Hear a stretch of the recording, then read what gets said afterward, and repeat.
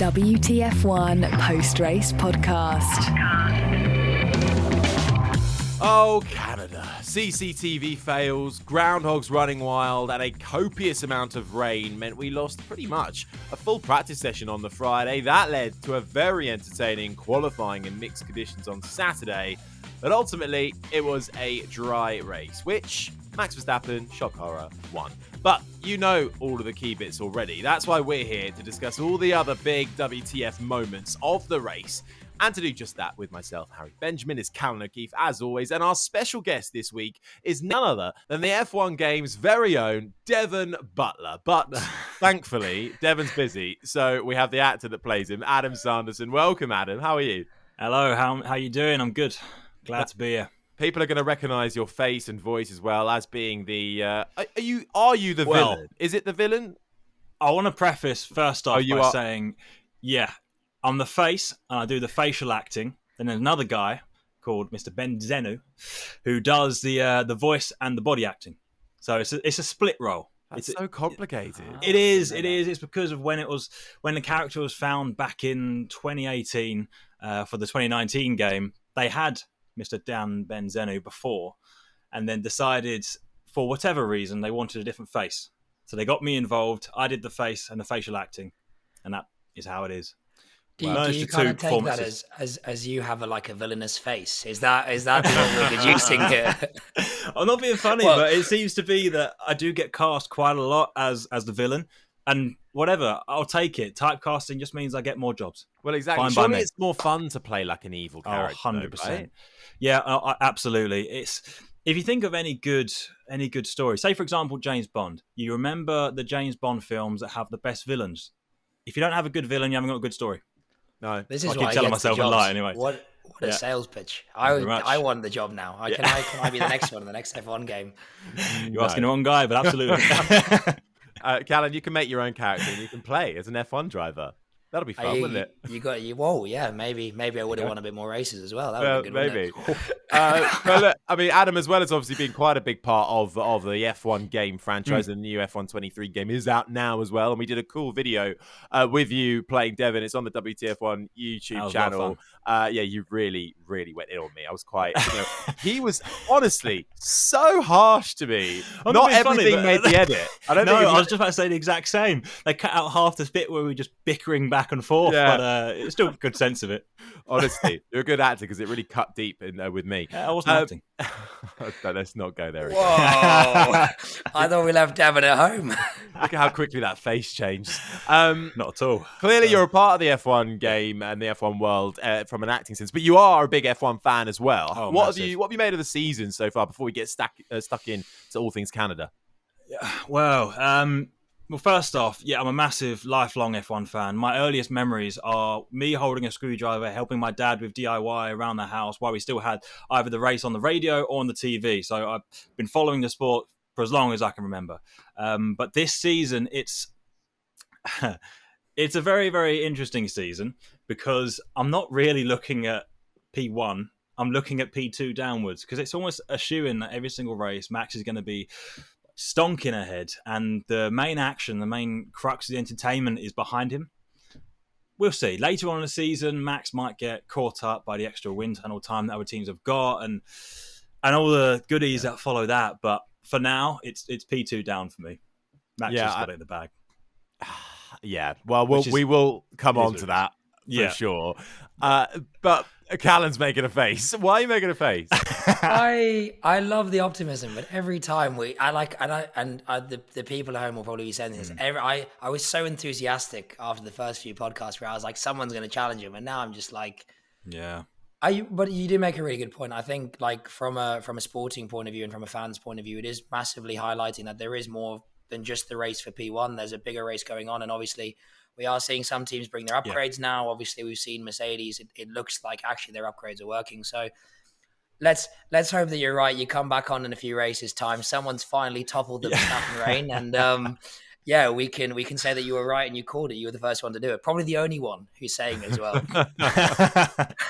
Yeah, we'll see. I mean, you've got to stay optimistic because the more it continues like this, the more people are going to be saying, "Oh, well, who's going to get P2 rather than who's going to win?" It will change the dynamic of the conversation. But I have every faith that Max will eventually get challenged for P1. Well, you know what? We're here, so we may as well go into it with Verstappen straight away.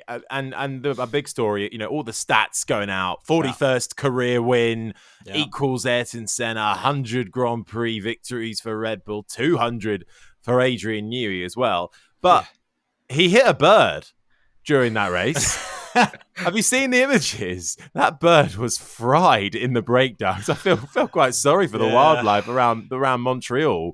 But even with that bad luck, it still wasn't enough to do anything to deter him from winning. I suppose that the question is, are we actually... We gloss over it and we go, P1's in that, blah, blah, blah, blah. But are we paying that enough attention? Because what they are doing, Verstappen and Red Bull as a duo, is something quite incredible, right? Oh, absolutely. It's definitely incredible and a sight to behold. But it's not. It doesn't make for the greatest spectator sport if you are wanting to see who's going to challenge for P1. I mean, hitting that bird strike and still managing to get P1 by such an amazing margin is incredible, especially when you compare it to Perez's performance. Like, you hear about bird strikes taking down small planes, and everyone says an F1 car is an upside-down aircraft. Hasn't managed to take him down yet. But we'll see. But like I said, I've got to stay optimistic. It's still an incredible feat for not only Max, but Adrian Newey and everyone involved, I guess. And I think out of all the places to do it as well, like we know Montreal is such a track that's so focused on heavy braking. It's literally just big braking zones. Yep. To lose effectively, 1/4 of your braking potential and still win the race, that's exceptional. And it shows really what a great job they're doing. And it's the point that you made, Adam. It's not Perez doing this. It's not a Red Bull 1-2. It's Max and Red Bull doing the job together. And again, we all want to see excitement. We all want to see it. But as you said, sometimes it's easy to overlook. Actually, this is going to go down as one of the great combos of the sport in terms of driver and team, because they are just completely dominant. What a job they're doing.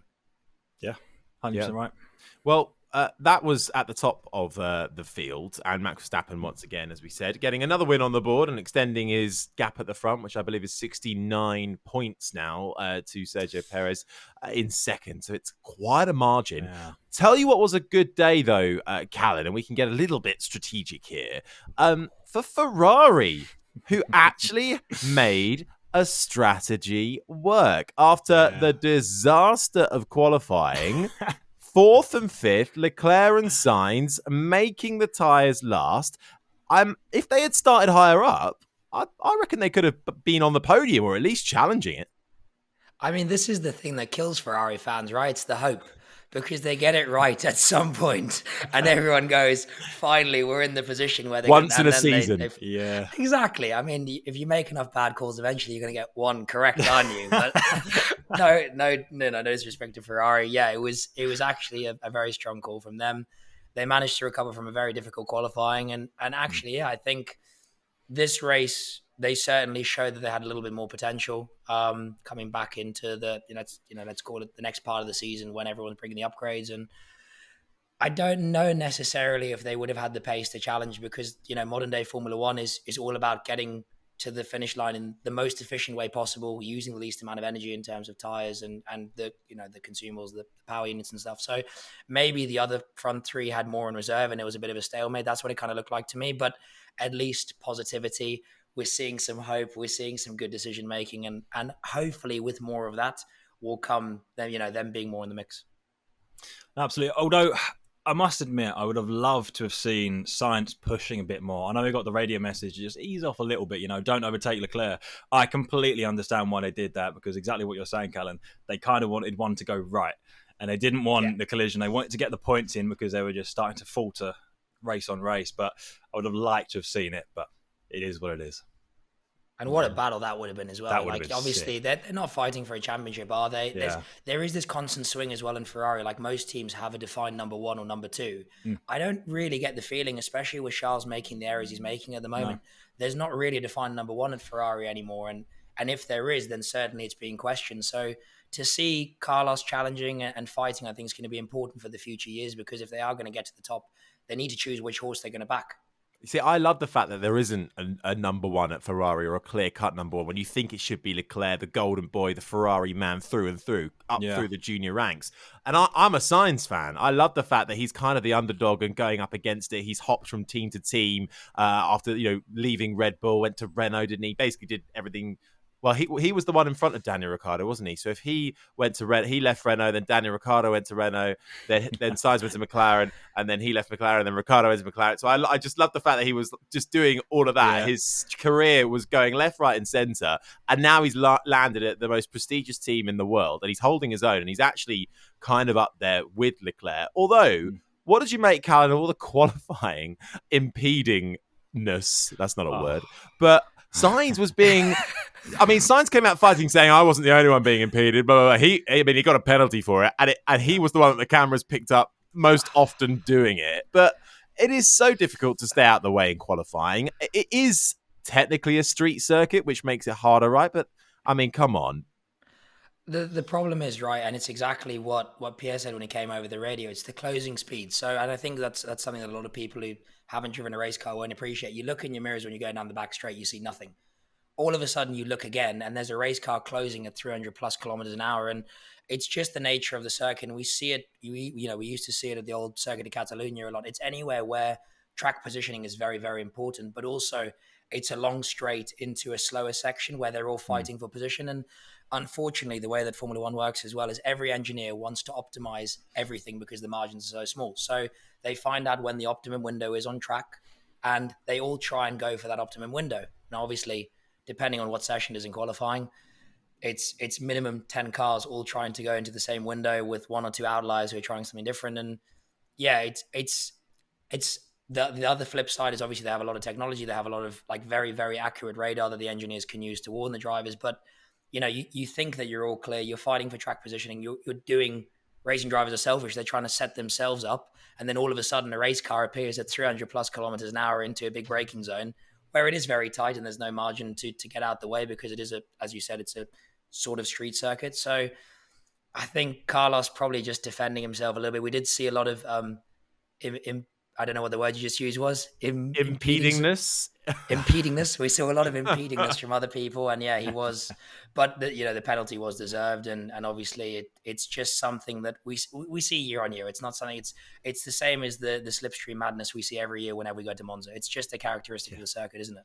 Yeah, it's just that, especially that chicane. That chicane breeds safety cars. Obviously, I know it's in qualifying, but it just does. The Wall of Champions and also that chicane, especially on the restarts, that chicane getting around and trying to get a jump on your competitors is coming out of that corner. It's brilliant. No one hit it, though. No one hit it, which I was very surprised at. No one had a big maybe crash. If Russell stayed in the race a bit longer, he might have. Well, what a beautiful segue. You can come back. You know what you're doing, don't you? Georgie boy. Oh, dear. Big mistake from him. What I was more impressed of, though, was that he managed to get back to the pits. And I was saying, that's day done. That's not going out. He's finished. Yet they clearly got it into some sort of limp home mode and put him out again. I mean, it was all a bit for nothing, really, because he couldn't do any overtaking. And in the end, it was just preventing the inevitable, really, wasn't it? Yeah, I mean, I guess it was good data gathering, if anything. I know it might have... Did he say on the radio that he feels like the chassis bent or something? Yeah, I mean, data is data, Put him back out there. You got nothing to lose. He was always going to... also, you never know. So he gets lucky. Like, obviously, he lost a lot of pace from the hit because he's done a lot of damage to it. You can see that there's some structural damage to the suspension or chassis or drivetrain, whatever it was. But we get a bit lucky. It's Canada. The rain comes down. You get a late safety car, whatever it is, red flag where they can repair. You always have to hedge your bets, and then it gets to a point where eventually it's past the point of no return, isn't it? And it's worth retiring the car. But 10 out of 10 to Mercedes for at least trying, because when the car was crawling away from the wall at turn 8, I think it was turn 9, just before the hairpin, I was like, there's no way that day is continuing for George. But somehow he managed to limp it back home and keep it going. But you know what he said, though? Although, I mean, it was absolutely his mistake, he got up onto the sausage curb, which is kind of waiting for you on the other side of the runoff area. Yeah. And that kind of launched his car probably a little bit further than was really the necessary. I don't know if you could have said without the sausage curb, he wouldn't have hit the wall, but it certainly didn't help. And sausage curbs, it's not the first time we've had a go at these things for launching cars in the air. and actually causing more damage than good, right? It's something we've got to say here. But I mean, his entrance to that section of curbs caused him to go onto that sausage curb. You can't put all the blame on the sausage curbs. Everyone else managed to avoid it, And I completely agree with the fact that, yes, sausage curbs are dangerous and there's a time and a place. But in that section, I mean, like as you were saying, it's technically meant to be a street circuit. That's in place of like a barrier as such. So it wants to punish you for messing up that section of track. In that section, I don't mind sausage curbs. When you're talking about places in like, I don't know, turn 1 of Austria, and when there's damage for no real reason, that's when I feel like sausage curbs shouldn't really be a thing. But in that section in Canada, don't mind it, which is we also saw Carlos. He was making a move on lap 1. He got up over the sausage curb and kept it out of the barrier. We also saw Max do it as well midway through the race. It is possible to hit a sausage curb without hitting the barrier. It's just if you hit it wrong. These Formula One cars or single seaters in general, they run so low to the floor. As soon as you bottom out, you lift all the wheels off the deck, and then you're just a passenger, aren't you? And kind of half corrected it, but overcorrected. And exactly like you said, I think we have to make sure that drivers get penalised, because that's part of what makes them the best in the sport. And at slow speed sausage curbs, they don't tend to cause injuries. It's more at high speed, like Monza, for example, when we used to have them on the exit of Parabolica, for example, the last corner. That's when they're really dangerous. Yeah, absolutely. I think, it's just a driver error at the end of the day. And unfortunately, a couple of drivers got away with it, but George didn't. So one to learn. Yep. Second retirement of the season for George. So bad day at the office for Russell. Bad day at the office as well, if we go a little bit further down the field, for AlphaTauri overall, but particularly Nick De Vries. Don't say it. Don't say it. Poor old Nick. Come on. I'm in the Netherlands. I've just been allowed back. Come on. We haven't quite got to our podium yet, but I think you know where I'm going with this one. Poor Nick. He just can't get a break. And Kevin Magnussen. Now, it was this weird incident, right? I mean, they were having quite a juicy battle for no points at that time. And it was very reminiscent, I thought, to when, if you cast your mind back to Austria 2016, Nico Rosberg on the final lap, basically pummeling down the inside of Hamilton, locking up. And then, or was it the other way around? I can't remember now. But one of them was on the inside and then locked up, and they both had to run out wide, and one of them got damaged. I think it was Rosberg on the inside because Rosberg got the penalty. So it was very similar. De Vries on the inside of Magnussen coming into the right-hander of turn 3. And basically, Magnussen couldn't go anywhere. They kind of interlocked wheels and off they both went. No penalty for anyone. Which, to be honest, I don't think that's a bad thing. I really don't think that's a bad thing. No, because, and a lot of it comes down to who the driver steward is. But if you look at that move from let's look at it from a racing driver perspective. Obviously, Nick's gone down the inside of K-Mag into turn 1. That's a classic move. Didn't quite get the move done. But also in that situation, Nick could have rolled off the brake and forced the issue more. Kevin could have backed out of it. But then Kevin goes sort of just on the racetrack. Literally, his left wheels are just touching the wide line. So technically, he's within the regulations. But he mounts the curb and then kind of like pods off De Vries. Then Nick gets alongside him and is kind of like repaying the favor again. They both brake very, very late and both outshoot their braking. Magnussen probably would have had to take avoiding action to go across the chicane, which isn't allowed. And Nick obviously just helped him into the escape area there. And I think it's probably one of those things where you can't really penalize one driver because they both could have avoided the incident. Yeah. And I, for one, I don't know what you guys think, but I'd rather see that being the sort of narrative with the driver stewarding and penalties, because if you're going to let drivers fight and they're both going to do, silly stuff, let them walk away without a penalty because they both got penalized anyway. Yeah. No, I think you're absolutely right. But Nick De Vries this season, and it's been highlighted in this race, I'm being funny. Why should I not say that Nick De Vries is just driving so poorly? Yeah, no, he is. I keep trying to defend I don't know if you've ever listened to this before, every single podcast, I try and defend Nick, but he's just not making my life easy. He doesn't make himself. He was in the car, so in case you didn't know, I was in Canada, by the way. And and there's this Canada has got really shocking parking for the media. It's absolutely shocking. You basically go along this kind of one-way road, and the left-hand side is the rowing basin where they did the Olympics, and then you get onto the main island of where the track is.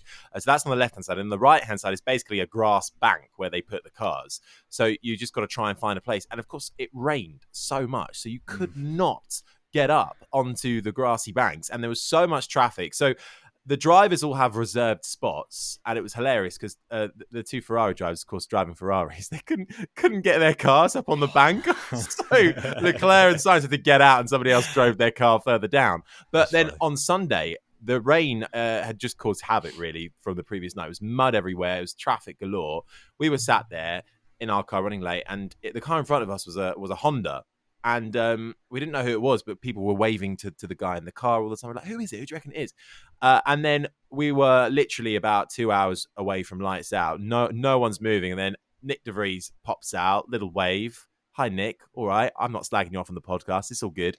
And then We're all friends here. we're all friends. And then he starts running. And then straight away, look behind us, K-Mag's running as well. So maybe it was all planned from the start that they would collide with each other because they were both stuck in the car park together as well. So I'm not being funny. I thought that story was going somewhere else. I thought he was going to say that what they had. De Vries managed to park it wrongly and dipped his No, thing right is, into they the weren't ocean even driving. The only drivers I've actually seen drive their actual cars was Leclerc in the Ferrari. Actually, no, that's a lie. And George Russell, he was driving this massive Mercedes thing. This summer, HelloFresh is here to take the work out of eating well. Reach your goals with delicious calorie-smart and protein-smart lunch and dinner options, plus new vegan recipes too. HelloFresh delivers mouth-watering, chef-crafted recipes and fresh ingredients to your door so you can spend your summer doing, well, whatever you want. Stuck in a recipe rut? Take a bite out of something new with 40 recipes to choose from weekly. With options to please even the pickiest eaters, you'll always find meals everyone at the table will enjoy. And HelloFresh's meal kits could not be easier to use. Trust me, everything comes pre-portioned with simple instructions so you won't use them too much of one ingredient and not enough of another. Previously, I'd often buy takeout. Now I'm saving time and money cooking up a storm in the kitchen. So if you want to eat well this summer, go to hellofresh.com/WTF16 and use code WTF16 for 16 free meals plus free shipping. That's hellofresh.com/WTF16 and use code WTF16 for 16 free meals plus free shipping. HelloFresh, America's #1 meal kit. But anyway, we digress massively there. So bad days for De Vries and Magnussen. Yeah. But no one at fault. Fine, happy days. Good day, very good day, all round for Alex Albon, Callan, in the Williams. He had the upgrades, and he really fought hard for a 7th place. Yeah, what a drive. I mean, obviously a great qualifying performance as well. The general rule, the first driver to switch on to slicks who gets it right, obviously it pays the dividends, and it really worked for him in qualifying. And I thought he was going to go backwards in the race. I don't know about you guys, but I thought it was going to be a case of, good job in quali, we'll take that as a small W, and then you can engage reverse and end up where you normally do. But he did a remarkable job just keeping everything in the window, staying on the tyre as long as he did was ridiculous. And yeah, what a result for him.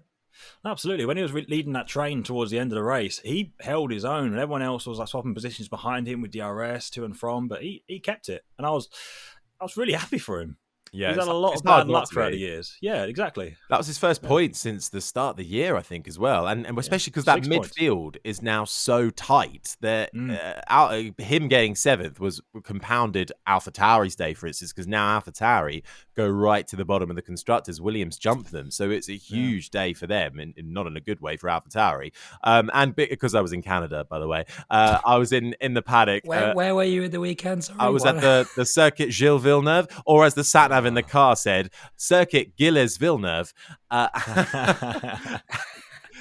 in the paddock after the race, we were just waiting, and Alex Albon came out from the FIA scrutineering garage, and everybody in the paddock was just like smiling. He got an applause. He was getting cheers just from everybody walking by. It was just so good. He's clearly such a well-liked guy. He wasn't on the podium, though. Still a bit off that for the Williams, but never say never. It was an old podium, sort of, for 2, but it was a heavyweight podium, don't you think? We had 11 Drivers' World Championships represented, and that was only from the drivers. Can't even count Adrian Newey's counters. I think he's won about 12 in total. If you talk about the GOAT of Formula One, it's not a driver, it's Adrian Newey, let's be honest. Yeah. But The man can see the airflow. Yeah, he is a genius, although maybe he's now counting down to retirement. But Adam, Alonso, Hamilton up there, along with Verstappen, that was a really good podium. Even though we could predict Verstappen up there was a good fight for second and third. And Alonso and Hamilton gave it a good go.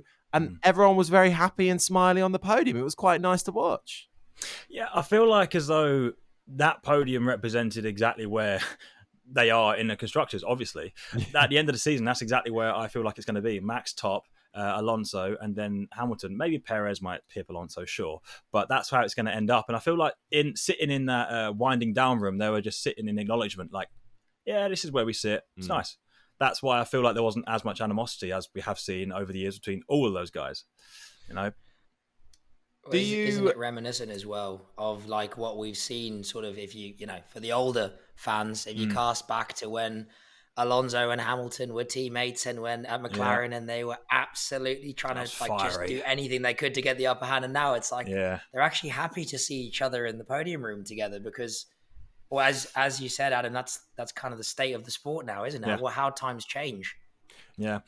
Or was it all for show? Or do they still have a seething anger underneath? Well, you'd know. You're the actor, so... You never know. The amount of media training these guys must have had, you never know. That is true. It also sparks the question a little bit. Look at Alonso 41, Hamilton 38, Max Verstappen 25. Alonso clearly wants to go on a little bit longer. Hamilton's on the verge of perhaps signing a contract extension, whereas Max Verstappen is achieving amazing things at the age of 25. Do you think we could still see Verstappen in Formula One for another 20 years? Or do you reckon he would have clocked well out by then? Nah, he would have gone by then. Please no. All dominant reigns have to come to an end. Someone else. Nick De Vries, all the way. Come on, Nick De Vries, let's go. The Dutch anthem lives on. Didn't Max say that he wants to try out different racing styles and everything? Like I don't think he's going to have endurance and stuff. Yeah. But I don't think he's going to want to, especially when say, for example, when all these other teams catch up and maybe overtake Red Bull's dominance with more advanced cars, faster cars. I don't think he's going to want to stick around. I don't think he's got the same drive like Lewis Hamilton or like the Michael Schumachers who wanted to build a team from the ground effectively up. I don't think he's got that in him. I think he just wants to go off and try his hand at other things while he's still young enough. He's a different breed of racing driver, as it were. I feel like Lewis Hamilton was the last of the old guard in the sense that that's what their ambition is, to be at the top of their game, stick with it, be at the top of the sport for a while and retire at their peak, you know? I don't think he's like that. Here's my question, and I think that this is kind of... I was sat thinking about this watching the podium. Obviously, as you said, it's a veteran podium. Let's call it the Zimmer frame podium, with the exception of Max Verstappen. He's an old soul. Do we write off Formula One drivers before they're potentially ready? And I think that's obviously a debate that always gets the Red Bull junior team always gets brought up. But is there something in the sport where, you know, we've said it countless times, watching Fernando Alonso continually improve and develop, or watching Lewis Hamilton again take a step and elevate himself, and they're not exactly spring chickens, for lack of a better expression. Do we maybe write off Formula One drivers at too young an age and are a bit too critical of their mistakes? I know there's a big revolving door around Formula One. There's only a certain number of seats and there's thousands of racing drivers. But I just couldn't help and sit and think there and go, you know, what would have happened if the other drivers had gotten their extra 5 years? And Alex Albon's a good example of that. Yeah. You know, he's had the rise and fall and he's still relatively young. Well, Gasly and he's as well. on the rise again. Gasly as well. So I don't know what you guys think about that, but that was definitely something that got me thinking. I feel like not only to go off on your first point there, writing off people when they're too young and stuff, the media does play a bit of part in that. It gets like a bit of a hype train going and then it almost gets in the drivers' heads, and that I feel like that perpetuates the problem for them. But also, especially in this sport, if you don't perform, then the team loses money, and then of course it's just going to be a business decision at that point. It's not going to be you've got potential and stuff. It's going to be, oh my God, look at my wallet. It's running thin. Out you go. Get something else in. That's just the nature of it. It's cutthroat. That is exactly it, though, isn't it? When Hamilton came into Formula One, when Alonso came into Formula One, okay, Hamilton came in with a great car straight away, was able to perform and challenge. He was up there from the get-go. Alonso was in a Minardi, a backmarker team, but still showed what he had, and actually took a year off and then came back. And was Forget that. That's why I'm the commentator. And then see, I would have forgot that on the broadcast probably. But hang on, let me check my notes. But he came back and was really showing his stuff. Whereas if you don't perform or show enough glimpse of your talent, then I think you are going to get cast aside. Albon had shown, I think, enough of talent for Red Bull to want to try and find him a place, but he only got the Williams seat, I think, because Red Bull were pushing for him. And similar for Gasly, he went back to Toro Rosso stroke AlphaTauri. So, for everything we scream about Red Bull being brutal and cutthroat, they were actually, kind of nice to those two. They kept their careers alive when many they just tossed aside Callan O'Keeffe and said, thank you very much, goodbye. And, stab in the back, thank you very much, see you later. No, real friends stab you in the front, Harry. Yeah, at least they looked you in the eye then, did they? Exactly. But also, I think the one thing to caveat all of that is, back then, I think there were maybe less... what's the word? I don't want to say opportunities, but there was less on offer. There weren't as many young drivers. There weren't as many feeder series that were coming up and, loads of young, talented races coming from all sorts of countries and all sorts of different Formula 4s and Formula 3s and all this kind of thing. Now they're almost inundated with talent and teams that have these junior programs that are signing talent all the way down to karting now. Whereas I don't think that was there before. So if you don't get signed by karting, it's almost like, well, good luck. And it's a different generation, isn't it? Like now, if you're 14 years old and you're not the European or world senior karting champion, with emphasis on the word senior, they go, "Oh, are you sure you're good enough?" And it was kind of rare to see people enter Formula One with their era before they were sort of 25, were they? Now it's like, well, you're knocking on the door 17, 18.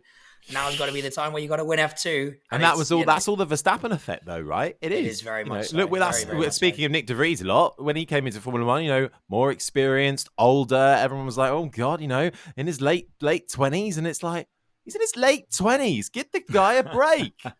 Hypocritical coming from me, but get the guy a break. Come on. Everyone other than me, give Nick a break. Yeah. Look, I think there's lots of ways, isn't there? That I think every side is valid, but it is nice to create a bit of a narrative for the other side to say, why is it Formula One is drivers are written off by the time they're 30? It's not necessarily a very physical sport in the way of like others where you do have a physical peak. Once you're fit enough to drive a Formula One car, as long as you maintain it, you can stay there into your 40s as other drivers have shown. And yeah, I think it's interesting to see how talent and drivers develop as the generations go on as well. Like, as I said, the big one for me really is Alonso and Hamilton. They've really elevated themselves again, and yeah, it's interesting to see where they can take it if the car can develop to hopefully the levels that Aston Martin and Mercedes are looking for. Yeah, I mean, I completely agree that yes, motorsport is performance driven and want to make sure they optimize the amount of time they get out of a very talented driver. But you've also got to realize that, or acknowledge that that's quite often the same with quite a lot of other industries as well. Like take for example acting, right? So everyone's always looking for that next big young talent that they're going to follow for their life. You've got the Harry Potters, Daniel Radcliffe, sorry. You got the Devon Butler. You got the Devon Butler. Yeah, beat me, do it. yeah. Nice, thanks. But no, you got Tom Hollands and stuff. Everyone's looking, and the media's like, oh my God, look at this young talent. They're amazing. It sells. But yes, of course, then you've got the motorsport aspects, you've got the increased response times, etc. You've got the performance element, but it happens everywhere. And if you feel like in your mid-20s and you're like, oh, I'm not really succeeding and stuff, and you feel like that's what the media is going to think about you, and perpetual cycle. But I guess everyone's always looking for the hot new thing. Well, and one final point on this as well is that some drivers can not show what they're doing in Formula One, but then get a chance in another category and suddenly they're ace. Look at Antonio Giovinazzi, just won 24 Hours of Le Mans with Ferrari. Marcus Ericsson won the Indy 500, should have won it again this year, arguably, up there fighting for the IndyCar Drivers' Championship. Suddenly, the guy that was finishing 17th in a Sauber or Caterham is fighting up there with still some pretty good drivers and high level of driving talent. So it's the aura around Formula One, isn't it? You know what? I read something online when Giovinazzi won the 24-hour. They were like, is Giovinazzi more successful in the Ferrari than Charles Leclerc? Yes. Ooh. Hot topic. Hot take. How much weight does Le Mans hold? Yeah, quite a lot. Exactly. Yeah. Quite a lot. If Charles had won Monaco by now, then it might have been different. But let's not go down that rabbit hole. No, that's a whole different crying in conversation. Italian subtitles. That's a really good talking point that you bring up. And actually, some of you lot have been getting involved on Twitter at WTF1 official, talking about Alex Albon, saying, well, he's clearly showcasing. He's the leader of that team. He's spearheading it. He should be in a faster car. But I'm thinking, actually, well, hang on, slow down. Like he was, and he wasn't that great. Let him just stay in that Williams, lead the team forward. He's doing well. Surely that's the right decision for him to be there right now. I feel like Red Bull might not have been the best place for him anyway. The team ethos and the pressure that you have behind you. Maybe if he was in a Merc or something, he would have been fighting for a lot more points positions, as it were, and not tangling with Hamilton so much. But It's true. He hit him a hell of a lot. I'm not saying whose fault it was, but it's true. But yeah, I feel like if he went to another team, he might have had a different outcome. Yeah, it's like anything, isn't it? It's the team of people you can put around you, but also the team that you have around you. And we always say it every single time. It's a sport of fine margins. It's one mistake away from a big accident bill and 0 points and loss of money, or greatness and an amazing lap that no one's ever seen before. So we'll come back to this at some point. I think this is going to be another talking point throughout the rest of the year, hopefully. It really will be. We've got some podcasts to do that aren't happening on race weekend, so we'll definitely get stuck into that topic. Now, there was a lot of talk in the stewards' room this weekend. Lots of penalties. We mentioned the Nick De Vries and the Kevin Magnussen incident didn't come to anything, but there were quite a lot of unsafe releases, or, well, what people thought were unsafe releases. They were certainly investigated for being unsafe. Norris, Alonso, Hamilton, particularly the Alonso Hamilton one was kind of close, but then Alonso maybe slightly exaggerating it with his steering wheel for that one. Some great acting. That's verified. That's accurate proof. Yeah, I watched that and I was like, come on. The guy, come on. He just went, oh no. So you don't think the stewards were being too lenient? That was the right call not to give a penalty. There was nothing in that. Yeah. No, even it was funny when I saw after the race. I don't think they showed it during the actual stream on the F1 channel. It's obviously Toto taking the mick out of him after. Like, oh. Yes, maybe a bit far taking the mick of him when his camera's around, but I agree with the sentiment that it was just for show. Alonso just did that, like, oh no, look at that. It's the radio messages for me afterwards. It's the equivalent of like the footballer falling over and like no contact or holding the leg, rolling over. It's like, did you see what he? And if it was the roles were reversed, it would have been no, it's fine. It's just it's just classic just Formula One, but. It's just nothing, just an incident. That's all it was, Horrific. Right. Well, okay. Clearly, we don't think that the stewards are too lenient. I like having Adam on this. You wait. Why don't you just alternate each week? It's Adam one week, Devon the next. Adam one week, Devon the next. Oh yes. Censoring going on that one. Yeah. Look, it's time for our WTF1 podium. Please don't do it. It is time. We don't have to do the loser though, do we? We can just do the winner. No. We would like from everybody Devin, calm down. A star performer, next week. A worst performer, and a biggest surprise performer of the Grand Prix. Please, who wants to go first? Any takers? Adam can go first. Adam, starting with first. Ready. So I would like your star performer first, please. Alex Albon. Yeah. I mean, that's a unanimous decision, that one. Yes, sure, he had upgrades in the car, but he made it work. Yeah, I agree. I'm Albon as well. Callan? Yeah. I'm going to do something different like you did last week. I'm going to go for Max Verstappen driving a car with no, because with he was a hindered. dead bird in it. He actually had a hindrance this week and still won. And Alex will get a mention later on, obviously. But if we all say the same thing, that's not very interesting, is it? So I'm going to go with Max Verstappen and and his three-wheeled Red Bull. Can you educate me on this? When the bird struck his car, was there much damage? Like, I didn't actually see the car. I just heard that the bird hit him. I don't think there was actually much bodywork damage. No. Basically, what happens is they have as far as I'm aware, and feel free to correct me, anyone who's listening. You have the brake ducts that are used for cooling. They're used to keep the brakes in the optimum temperature window. Now, normally stuff involved with cooling, when you involve either tape, which sometimes gets left on, you see it sometimes in like Formula 2 where they leave the tape, they blank them to bring them up to temperature and they forget to rip them off before the start of the race. The brakes overheat and catch fire.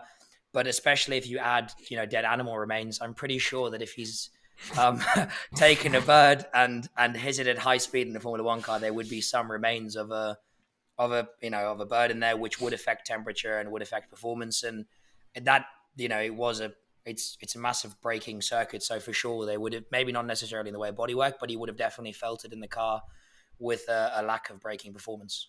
Well, as far as I'm aware. No, that sounds pretty legit. You made that sound. If there was damage, fair. Yeah, I just didn't. I didn't see it. He was just he had his covering myself here. I'm just hoping that's the way, because I got lit up for saying Verstappen because everyone's bored of him. Well, those are our star performers then. So Verstappen very much getting it for Callan there, and he got himself a post-race snack too. Worst performers, please. I'll go first this time because we all know where I'm going, and I'm sorry. I am sorry. I'm really sorry, Nick De Vries. I agree. Last, and a clash that didn't need to happen, and just nothing very wow about him. I'm sorry. I'm sorry, Nick. But yeah. No, it has to be Nick. We are unbiased, and we have to say it is Nick. It is, and unfortunately, we keep trying to defend him, and it's not getting any better. I'm going to still stay on the side of it's going to magically click into place, and hopefully he's going to be able to show something. But yeah, this weekend once again, it was Stroop Waffle, Nick. You can't get around it. He didn't perform well. No, De Vries it is. Okay, right. Biggest surprise performer of the Grand Prix, s'il vous plaît, Adam. Well, I don't want to say him again, but Alex Albon. He was a surprise performer. Hang on. Didn't you put Albon for your star performer? Yeah, are we allowed to do that? Are those the rules? I don't know. What do we think, Callan? I don't think those are the rules. No, I don't think you're allowed that. You can't have him on the podium twice. We should have really explained the rules, but as we said before, this is pretty much carnage. So we just decide things as they happen, and those rules don't fly here. Yeah. No, we're vetoing that. You are not allowed Albon again. So come on. All right. Well, hang on. We'll give you time to think. So Callan. Let's have your biggest surprise performer. Honourable mention to Ferrari for not messing up a pit strategy. Yes. Biggest surprise. Honourable mention. However, my star performer of the weekend was Albon. That's why. My surprise performer. That's why he wasn't my star performer.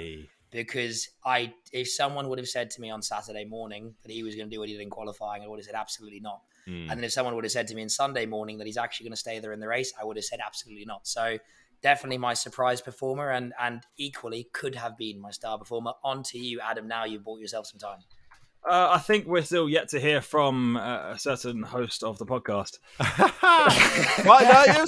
We can buy you some more time. That's fine. Let's buy me some more time. I'm having to think. It was an honourable mention for Ferrari, and I'm giving it to Leclerc, actually, as an individual, just because I think he...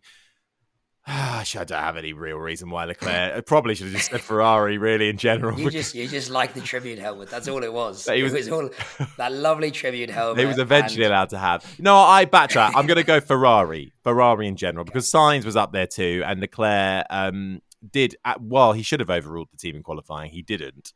But unlike Sainz, he didn't impede lots of people. But Ferrari in general, good turnaround. Okay, I've got a solid answer. Honourable mention, Daniel Ricciardo. Right? Hear me out. Actually. George Russell was lining up, ready to go on circuit. Daniel rented a 2-bedroom flat right at the front of his cranial cortex. Cranial cortex? That didn't say that right at all. Rented a... He got in his head, effectively. Cranial cortex. You tried to sound so smart. I know. You absolutely butchered close. it. You were See, when you're literally one acting- line away from perfection. I know. When you're acting, you can do a redo of a take and stuff, and I'm not going to do Those that. pesky sausage we could kebabs. allow you to redo that No. Benji the editor could make that sound good, but I'm not going to allow it. Becky, please. I'm not going to allow it. All right. He lived rent free in his Frontal head. lobe. Daniel Ricciardo was in there. He put him off. So for those of you who didn't see, he made a little gesture towards George Russell before he went onto track. He put him off for the whole weekend. But if we are going to get serious here, Valtteri Bottas. That Okay, AlphaTauri, he's been at the back in the grid. Romeo. scoring- Oh, sorry. I'm fluffing my lines. Oh. And scene. And again, All right, we're getting to the end now. Yeah, no, that Alfa Romeo was at the back of the grid, scoring barely any points, if at all. I don't know where they are at the minute. Well, But he came 10th. Yeah, I see where you're coming Solid from on performance. that. I do. Zhou scored points last time out, but Alfa Romeo have had a pretty torrid time of it. Well, look, all right then, we've kind of run over time. If you liked the show, please leave us a review, like and subscribe wherever you get your podcasts. Positive reviews only. They really help people find the show. Negative reviews don't help anyone but yourself. Thank you, Callan O'Keeffe, as always. I've been Harry Benjamin. We will be back for another post-race podcast in a couple of weeks' time. Austria is next up, home of Red Bull. Will they make it 101 Grand Prix wins? Probably. Yep. We'll wait and see what happens. But in the meantime, we will also have other podcasts coming out on the WTF1 Network. Hot Takes Wednesday. Me and Callan will be back next week for a non-race week podcast, if I can pin Callan down. But all that is left to say is au revoir. Goodbye. Ciao. No.